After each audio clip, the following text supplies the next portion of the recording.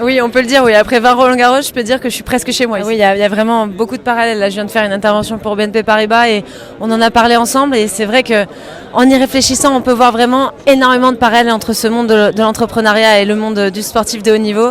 Je vais pas tout retracer, mais en tout cas, je pense que les entrepreneurs peuvent vraiment s'identifier à ce que vit un sportif de haut niveau et c'est très inspirant, je pense, pour eux d'avoir mon témoignage. Et puis moi, j'espère aussi m'inspirer de leur témoignage à eux. Oui, rebondir après un échec, c'est vraiment un paramètre très très important dans la vie d'un sportif, surtout dans la vie d'un joueur de tennis, puisqu'on fait énormément de compétitions et on perd très très souvent. Du coup, c'est vraiment quelque chose qui est important à travailler mentalement pour pouvoir se remettre au travail le plus vite possible après un échec. Je pense que c'est un peu la même chose avec un entrepreneur qui n'arrive pas forcément à ce qu'il veut tout de suite et qui pourtant doit 100 fois sur son métier remettre son ouvrage et essayer de ne pas se décourager. Je pense que c'est très très important. Et puis oui, il y a le mot engagement aussi. Je sais que c'est un peu le thème de la journée et l'engagement dans son projet, c'est quelque chose pour moi de crucial, d'être 100% investi dans ce qu'on fait, quitte à ce que ça devienne une obsession parfois. De toute façon, c'est un petit peu la clé du succès. Le mental est primordial, que ce soit dans le sport. Alors il y a d'autres paramètres dans le sport, il y a l'aspect physique, l'aspect technique, tactique, mais évidemment l'aspect mental il est primordial dans tous les domaines. Là, on sait jusqu'où la force mentale peut nous faire aller, ce que la force mentale peut nous faire atteindre, et c'est vraiment très important de ne pas le mettre de côté.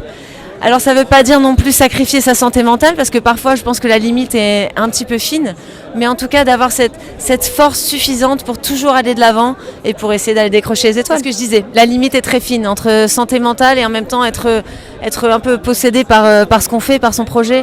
Ça peut parfois beaucoup influer sur la vie privée, beaucoup influer sur finalement notre opinion de nous. Si les choses ne se déroulent pas vraiment comme on aimerait qu'elles se déroulent, ça peut tout remettre en cause. Et c'est vrai que là, il faut vraiment faire la part des choses. C'est très important de compartimenter. Mais en tout cas, le burn-out, malheureusement, ne me surprend pas. Parce que quand on est autant investi dans quelque chose, on prend le risque, finalement, de se faire du mal. Mais il faut réussir à se connaître, apprendre à se connaître au fur et à mesure des années et savoir où est notre limite. En cours encore, ma reconversion est encore en cours. J'ai du mal à complètement lâcher le tennis. J'avais annoncé ma retraite l'année dernière, finalement je m'y suis remis un peu cette année. Je pense que je ressentais le manque du tennis quand même qui commençait à vraiment l'adrénaline, les voyages, ces émotions qu'on peut ressentir sur le court et qui sont inégalables finalement. Donc moi je suis en cours de reconversion, mais je m'y suis pris un peu à l'avance parce qu'au final j'ai écrit mon premier livre en 2019, mon deuxième livre en 2020 et mon troisième livre en 2022. Et du coup c'est vrai que dans ma carrière d'auteur j'ai pris de l'avance là-dessus. Et puis dès que j'ai terminé ma carrière, j'ai aussi vraiment tenu à m'engager dans, pas le journalisme, mais dans ce travail de consultante avec ce travail que je fais pour France Télé, entre autres, pour beIN Sport.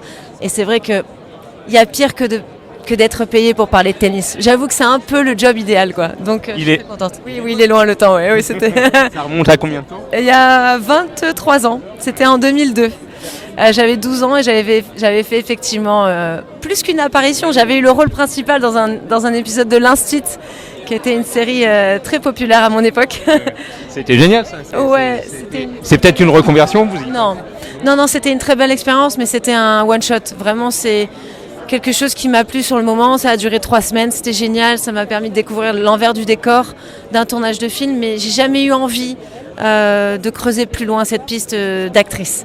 Moi j'ai besoin d'un peu plus de contact humain, un peu plus de concret, de tangible et j'aimerais surtout beaucoup rester dans le milieu du sport et du tennis. Pourquoi pas? Pour l'instant c'est un peu tôt, comme je viens de finir. Non, c'est pas un projet immédiat, mais l'avantage quand on a été un sportif de haut niveau avec une belle carrière, c'est qu'on peut prendre sa retraite à 35 ans et on peut vraiment prendre le temps de voir venir les choses. Moi, j'ai pas de pression financière, j'ai cette grande chance. J'ai gagné suffisamment d'argent dans ma carrière pour me laisser du temps et vraiment faire ce que j'ai envie de faire. Donc voilà, j'ai une deuxième vie finalement qui s'offre à moi, donc je vais essayer d'en faire quelque chose de bien.